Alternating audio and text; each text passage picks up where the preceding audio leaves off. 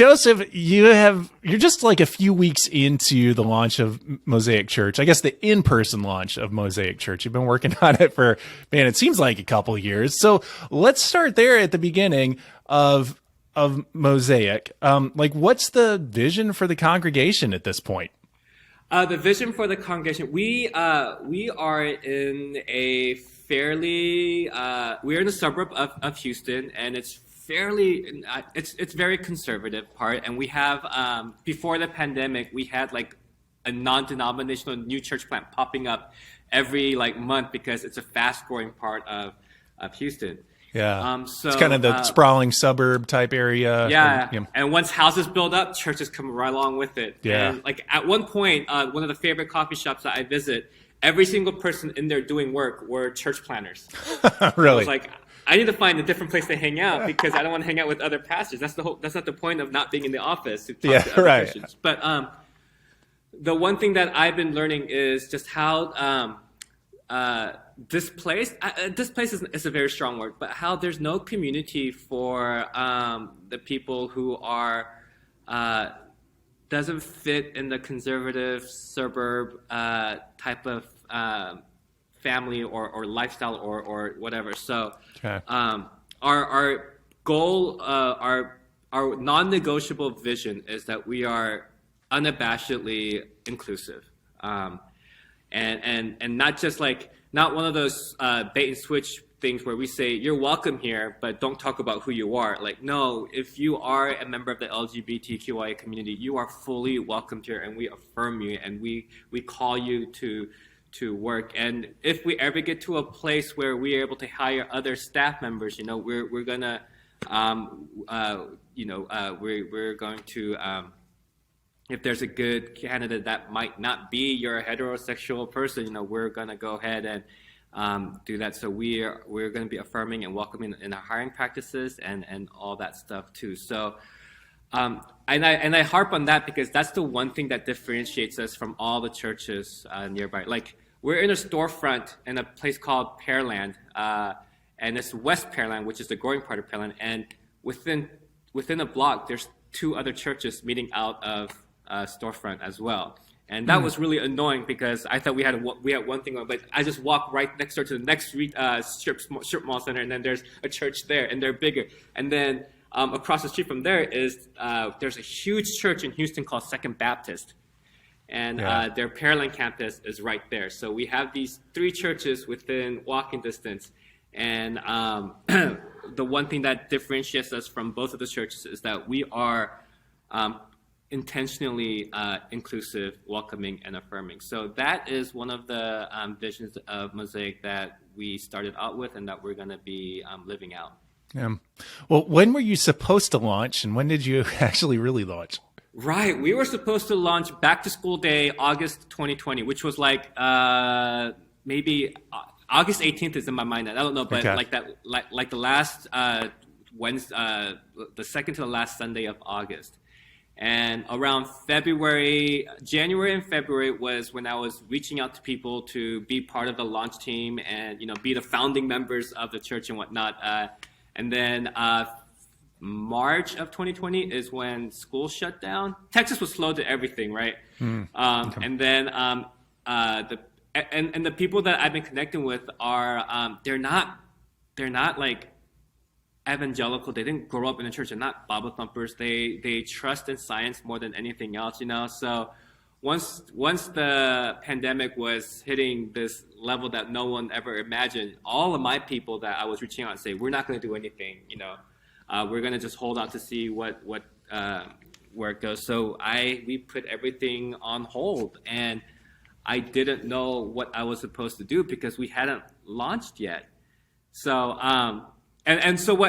So we hired a musician who was the boyfriend of a really close friend of ours from our other church, and he's a full-time musician, and he lost all of his gigs because of the pandemic. And I wanted to find a way to help him out. Like our contract began in August, our agreement. So I was trying to figure out how to work it out, and my boss at the time said, hey, why don't you go ahead and start just doing online services. That way, I could get familiar to the way of doing church in a liturgical manner. And Nick, who hasn't been to church for 10 to 15 years, can get used to singing CCM songs and whatnot. So on Pentecost, so we dropped everything. Nothing was happening. I was getting envious about of my friends doing these YouTube worship. So I started making like little devotional videos here and there. And when I found out Nick had lost all his jobs, we put everything together and we launched our first digital service, online service on Pentecost of 2020. And been doing that until 3 weeks ago. So every Sunday we still had an online liturgy, which was really weird because that was our first introduction to Mosaic to the world without ever gathering in person. Okay. Well, in the meantime, you launched your personal TikTok channel, and that gets into a little bit. I've seen that there's a tie together between that and kind of the growth of Mosaic, and we're going to get into that. But when you launched this TikTok channel personally, did you have a plan of like using that as a platform for your ministry as well? No. Okay. When I was in youth ministry, I would always start doing the things that the kids are talking about just to make sure that I get in the know. And so many of these of my former youth students and all these quote unquote young people were on TikTok, and I was like, what is going on? And then I started my real curiosity came forth in the All-Star game of NBA of 2020, because the halftime show were like these dancers that I've never heard of. But, they're like all TikTok stars and whatnot. And I was like, who are these people? Why? How are they performing at the halftime show of the All-Star game? So then I downloaded TikTok and started realizing how addictive it was. And then a pastor came up on my For You page. The pastor we talked about before recording, a pastor from Oklahoma. And I was like, oh, that's interesting. But I also, my colleague, David Peters, went viral in 2019 as the Hot Summer Priest. He's the one that like changed liturgical wear, and that went like super viral. Okay. And so I knew that there was a Christian presence on TikTok, but I didn't know there was that kind of Christian presence on TikTok. Both progressive Christians and evangelicals and deconstructing Christians and post-Christians. And so I started, my For You page is now all those kind of things. And I was like, you know what, maybe I could start making some content to see what it's like, to make these 1-minute videos to convey some kind of really short message about Jesus and me and church and whatnot. And so I started messing around. So the first video I made was myself just skateboarding around town and just seeing what that. And then the second video I made was a compilation video of my son enjoying watching trains and whatnot. And then I had this experience at a grocery store, and I made that video, and then it went like semi-viral. And I was like, why did that thing happen? And then I made a kind of snarky video of a young Christian boy, and then that got a lot of views. And then my wife was like, you know what, you're wasting your time, stop. And I was like, that's true. So let's just really let's at least make I can't stop now, because now I'm addicted to the likes and to the things, to the it was growing, and it is a dopamine hit, I'm obsessively checking all the follows and all the comments and whatnot. And so then I was like, I have to make use of this. So then that's when I started using it as I started this series called things that church people have said, kind of garnering experiences that myself and that other colleagues have shared with me, and kind of talk about how the crazy stuff that people have said to us just within our work setting. And then that one, and then just things that we don't talk about in Sunday school was the other thing I started, where we just talk about Bible stories in a way that I didn't learn as a Sunday school growing up, and that we definitely didn't talk about in adult Sunday schools as I was pastoring. So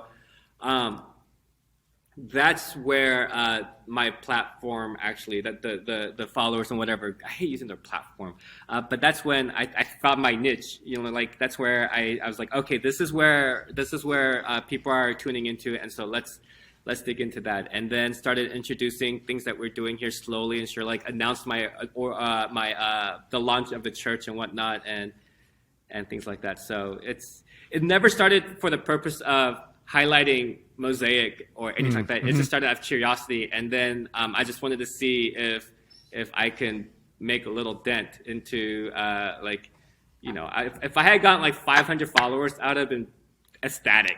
Yeah. And then a couple of things just went really wild, and I've learned that deconstructing is a very, very view garnering topic on TikTok, right? On Christian TikTok platforms, like people who are deconstructing. That's a big topic that people tune into. Yeah. So, well, like your fifth video hit like something like 124,000 views, which, is mind blowing to most of us in kind of the pastoral space, right? I mean, we think about touching people with 124,000 people with a message. That's huge. You've had a few that have hit like that. What do you think that people are specifically responding to in those videos? Like, are you seeing a thread from the ones that really kind of take off versus the ones that just kind of lay out there in space? Yeah, so the two biggest ones right now is one where I talked about in the video, I'd say it's one lady, but it was many people who said that conversation. In one of my churches, we used to do the Lord's Prayer in a different language, and a small sect of people would complain because, this is why we're speaking different language. Mm-hmm. And one lady, actually it was 3 different people came up to me and kind of alluded that we should only speak English in the churches because Jesus spoke English. And that right now has interesting. That right now has like 890,000 views. Wow. And then so really what unfortunately what gathers a lot of views on my videos is Christians living up to the negative stereotypes that people have of Christians. Okay. And the comments have been, like, this is why I've left church. This is why throughout all my videos, the most common comment is, there is no hate like Christian love. And that like stings. Like almost all my videos have that it's not the same person. Different people have come and said, there's nothing like hate. There's no hate like Christian love. And like, that hurts. Every time I read it, I'm like, So those kind of things for my channel tends to get a lot of views.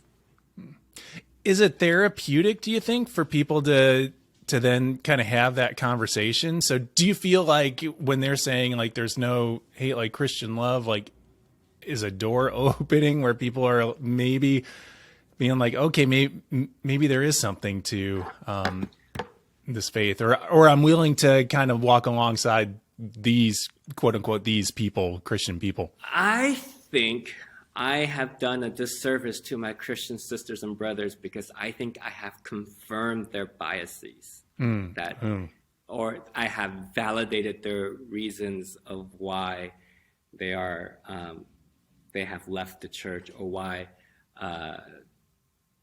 God no longer works for them. There have been, I've had quite a bit of personal conversations that led from that people reached out and we talked about that. But most of the times it doesn't go beyond what they commented. And then after a certain time, I just can't go through all the comments because there's just too much for me to handle with my ADD.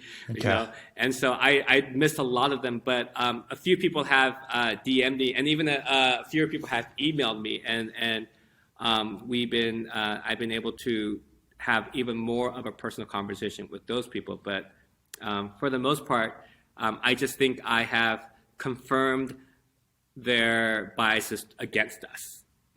Okay. All right. But it hasn't all been fruitless. As we're recording this, Mosaic started meeting in person a few weeks ago, and you noted after the first Mosaic meeting that a few people showed up because of your expressions on TikTok. Is that true? Yeah, we had one family show up. Okay. They haven't come back.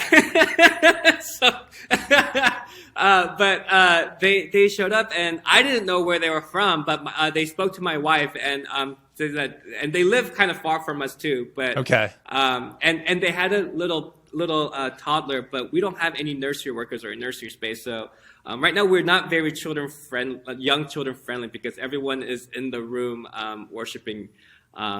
We are masked though, but like, a lot of parents come with their babies and they want their babies in nurseries that they can, and we don't have that. So there's plethora of reasons of why they haven't come back. Maybe it's me, and they've realized that TikTok Joe isn't as funny as, or compelling or whatnot as the real life Joe. But it was a very, very weird, humbling and like filled with gratitude experience. Like I walked away feeling weird about it. Like, oh, they actually found me. They went and saw that video that we're watching and saw that website, went to it, saw the address, and came, And I was like, it's kind of scary, but also very flattering, but also like, wow, they actually came, like humbling. It was a weird mix. And that's the only story I have about meeting someone from TikTok in real life. Yeah. But I think there's still value though in presenting like your authentic self in that space. And I believe that people are connecting through that in a way, like when we are starting to engage in digital space, like we're really looking to connect with real people.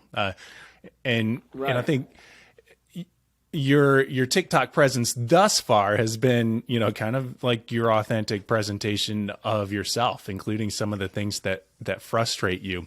Do you plan on really kind of leaning into your TikTok presence some more, or what are you trying to cultivate now through TikTok? I don't know. Yesterday was Sunday, so it was the first time that I went live on TikTok for the gospel reading and the sermon part of our liturgy. Oh, okay. And then I did not know, so I'm still new to this platform. I didn't know that when I download the video, I can't see the comments of the live afterwards. Okay. And my brother was telling me people are asking a lot of questions during that live, but I can't. I'm preaching right now. I can't look at my phone and whatnot. Yeah. So I'm kind of trying to figure out what a better way to cultivate that part. But as for TikTok, really, it serves a selfish purpose. It's an outlet for me to at least experiment, be creative, and just waste time, but in sort of some kind of productive way. Mm-hmm. And I am, I have the link tree or whatever on my page for people to reach out if they want, and some people have done that, and I do cherish those things where we can actually go deeper into where they're at and whatnot. But I don't really have an end game or goal for TikTok yet. Okay. All right. Would you admit to it? Maybe. No, scratch that question. No, ask it. Okay. Well, so, like I see a tie-in between your TikTok presence and almost like your coffee shop presence. Like you were sharing a story the other day about how you had a conversation in a coffee shop because you were wearing your clerical collar. And you probably, I would guess, intentionally wear the clerical collar for the opportunity of maybe engaging or being like an inviting presence for people to ask some theological questions. And well, more than that, I just want people to. I also want to normalize what it means to be clergy, because there's this weird thing that pastors are not people, right? So, and no one else in my area walks around. Not even I haven't ran into a Catholic priest yet. But it's just a way to kind of, one, to be approachable, but two, also to let people know that we're out here and we're not going to be, I don't want them to think that we're going to be like judging them or shaming them because they see us. So, they see me at a coffee shop riding this, and because the coffee shop is about 2 blocks from, the Starbucks is about 2 blocks from, so on a nice day, I ride my skateboard back and forth with my collar on, so that kind of like, I want to like, upend the stereotypes people have of clergy and whatnot. So, but yes, it does invite people to ask questions, and sometimes because of where I live, the questions and the conversations are like kind of intense that I did not expect, or turn it, or like I thought we were going to just say hi and whatnot. So there's moments like that. But I'm sorry, continue with your question or what you're saying. I cut you off. But no, you're good. You recounted an interaction the other day where, I mean, it kind of went that unexpectedly negative route where somebody was asking you about Christian persecution and, aren't we persecuted here? And I felt like you had a great response to that. I think I probably would have bailed on the question altogether. And you were able to share that, maybe we're not being persecuted, but that we are under review, so to speak. Yeah. That was a really graceful way of handling that. How do you, I'm sure that you enter into some of those conflictual conversations on TikTok as well. Do you have some coping mechanisms for that? I just ignore them. Okay. Or so on that video, someone commented that I'm probably not a Christian because I love Joe Biden and I support murdering of babies. And I'm like, that's a deep read into yeah. And so I responded very snarkily, and then I just said, thank you for watching and have a blessed day. But like, I think I have enough of I have an ego problem, but I think I have enough ego to just like, I ignore it. If I feel like it's a troll, like that's clearly either that person's really, really misguided, or he's just trying to get a rise out of people, that's trolling. So, but a lot of times it's just, especially online, I just tend to ignore it. I remember one article a while back that I wrote for Rethink Church. It might have been about sharing about Jesus being homeless or something, and there were some weird comments on Facebook. There were. And I'm like, I'm kind of glad that you guys don't allow comments on the Rethink page. Because I remember when I used to do something for Ministry Matters, you're allowed, Ministry Matters allows comments on their actual page. And it's like, how do I defend myself or do I not? So, but you read those things and you laugh, and they're not a most of the time they're not a personal attack on me. Right.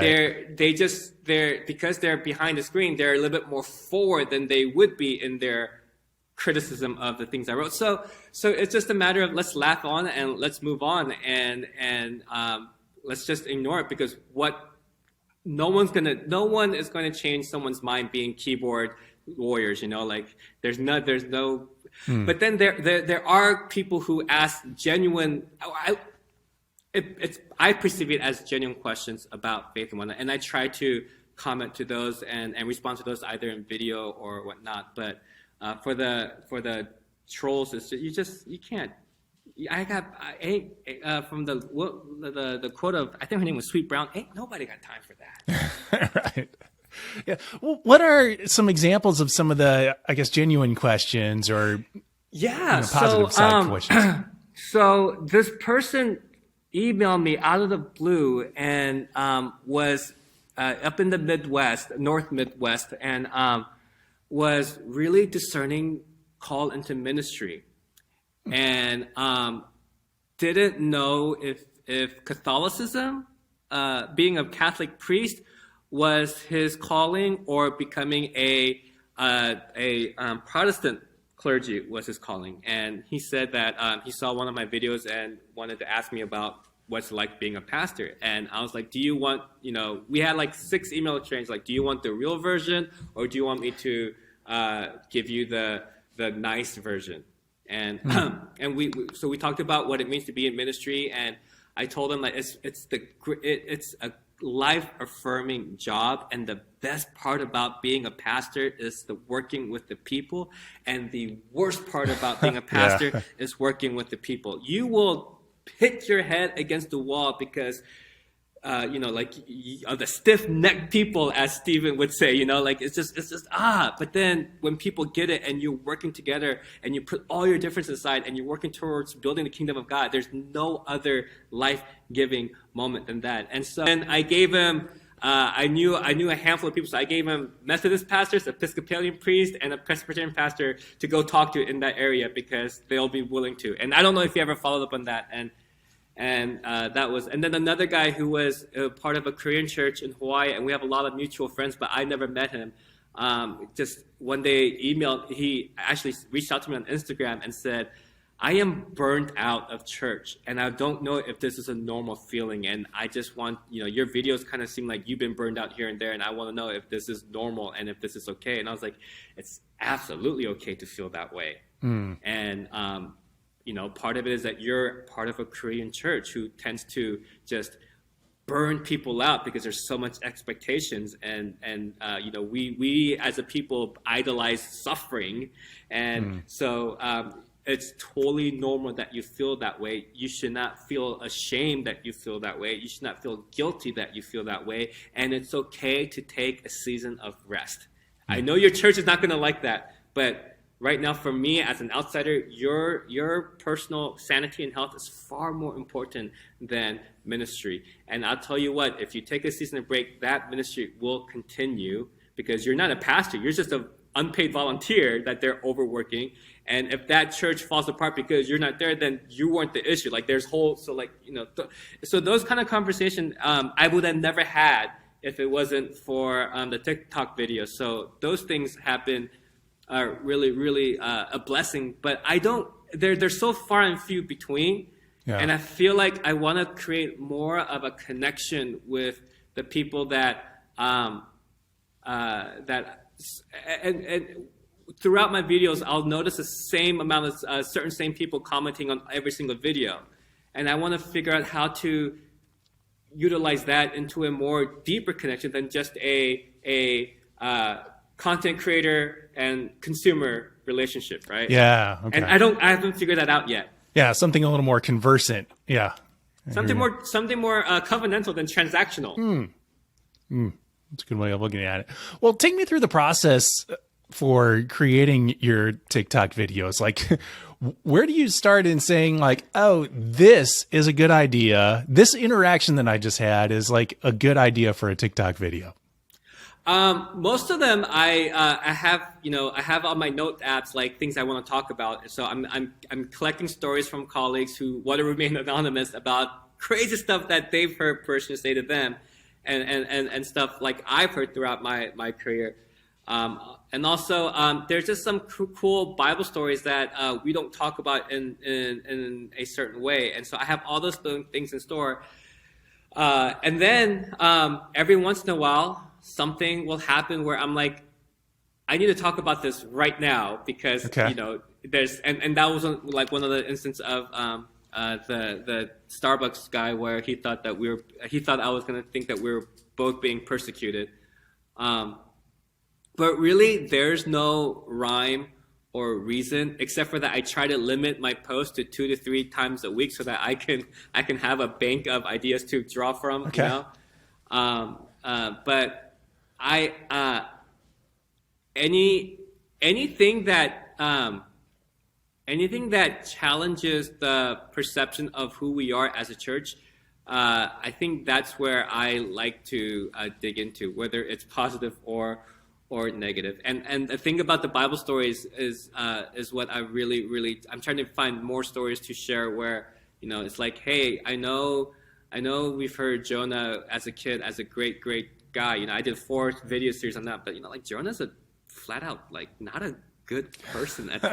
There's no there's no redeeming there's no redeeming arc of Jonah because it just ends. Mm-hmm. And it's not the story that we heard in Sunday school growing up where we had the flannel board and flannel graph, whatever, and all that stuff. So just kind of challenging the perception of Bible is where I really want to lean towards. But people will and people will give me great material to harp on, and it's a matter of how can I tell the story without dehumanizing the other person. But if it's a person I know, is it worth telling the story even if I can protect their identity? Where so there's a lot of things that I have to discern before making a video, unless it's a complete stranger that I have no relationship with and I don't care. Okay. And do you find that, are you able to roll like in one take? Are you a one take wonder? Oh Or, no, okay. no. I mean, you've listened to the audios that I send you for the post. Like nothing I Everybody's do like is that. ever in one take.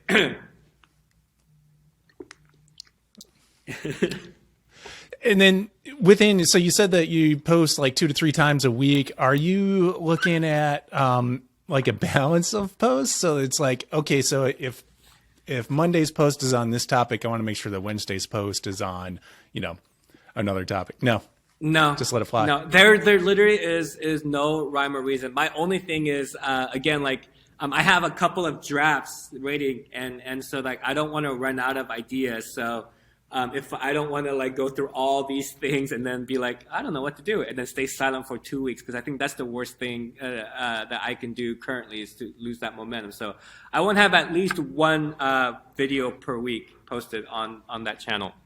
Okay. All right. And what's next for Mosaic, and how is TikTok going to play a role in it? What's next for Mosaic? Well, Mosaic, we're still trying to find who we are as a community. We have our vision, values, and mission, and whatnot. So we know what we are about. And now the big next thing for us in Mosaic is connecting with our community in a meaningful, relational way, and not just like a project managing or transactional way. We want to be there for our community. And the people who've been on this journey with me digitally, starting on Pentecost last year, we know that Sunday is a rest stop on our journey per se. It's not the be all end all of who we are.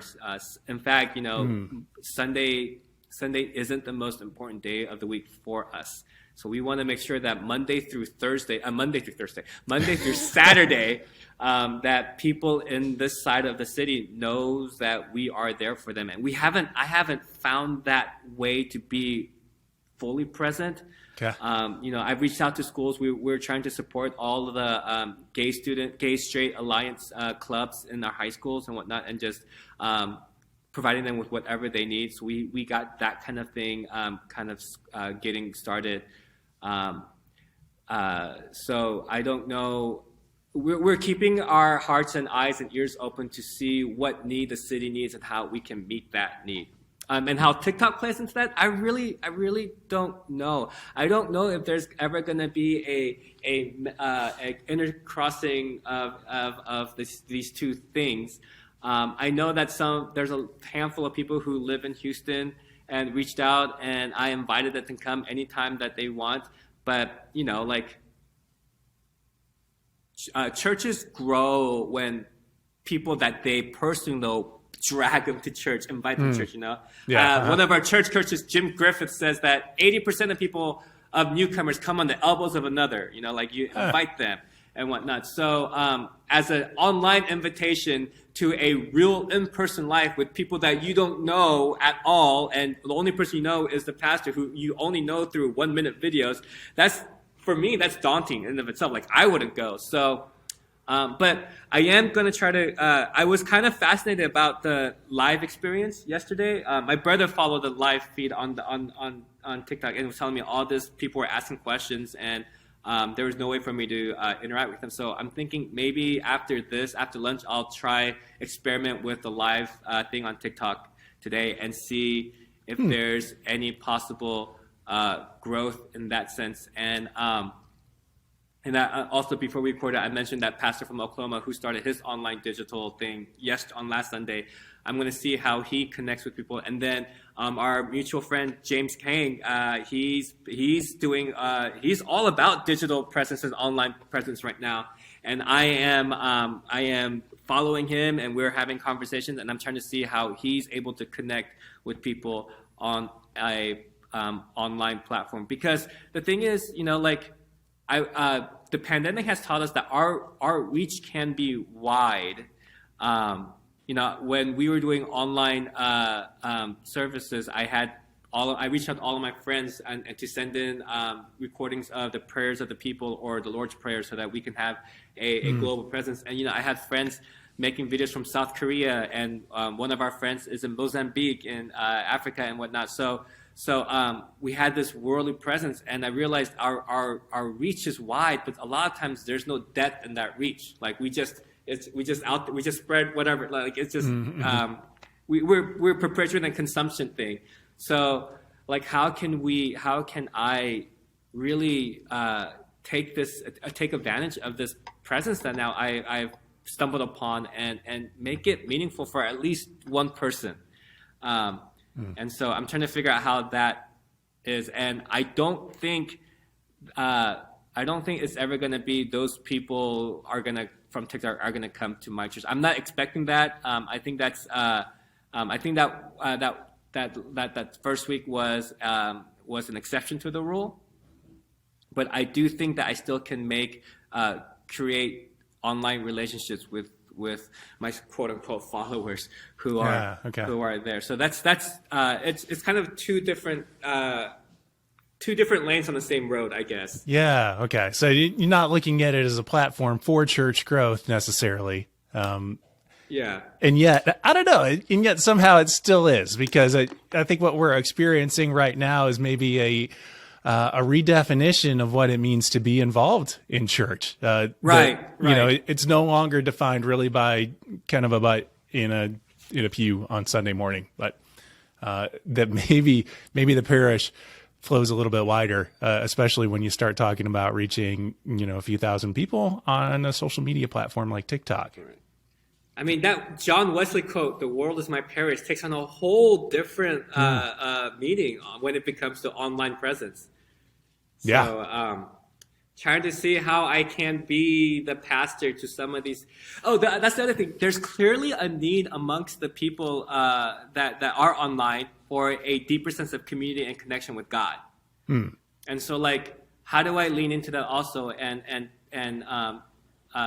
also, like, the people I reached out to, someone reached out from me from San Antonio and saying, if I was in Houston, I'd come to your church. And I was like, hey, actually, I know a great pastor in San Antonio that does think like me, and you should go check out that church. Yeah. And so I just want people to get connected with community, because being followers of Jesus by yourself isn't the complete gospel. Me, myself, and as long as it's just me and Jesus, we're okay. Like that's only half the commandment, the greatest commandment. So eventually, whether it's a community that's in their home, and I don't know if an online community can provide the sense of community in as a real. I'm sure that they can, but I'm also a little bit older. That this whole online community presence is kind of like, I don't know if that's viable, or if that's what's the word I'm looking for? If it's enough. Okay. So my friend James will turn around and say, it is enough. It's not people connecting, and I have like a couple of years on James, maybe more than a couple of years on James as age-wise. So I just want to help people connect to a more meaningful community, because there certainly are people searching for that. Cool. Well, thanks for sharing your time with us, and a glimpse, and sharing so authentically with us, and even kind of admitting some of the ways that there's still room to grow on this experience. So appreciate you, man. There's always room to grow for any stage of our lives, and we get in trouble when we think we've done all the growing up, right? That's when we get in trouble. Yeah, absolutely.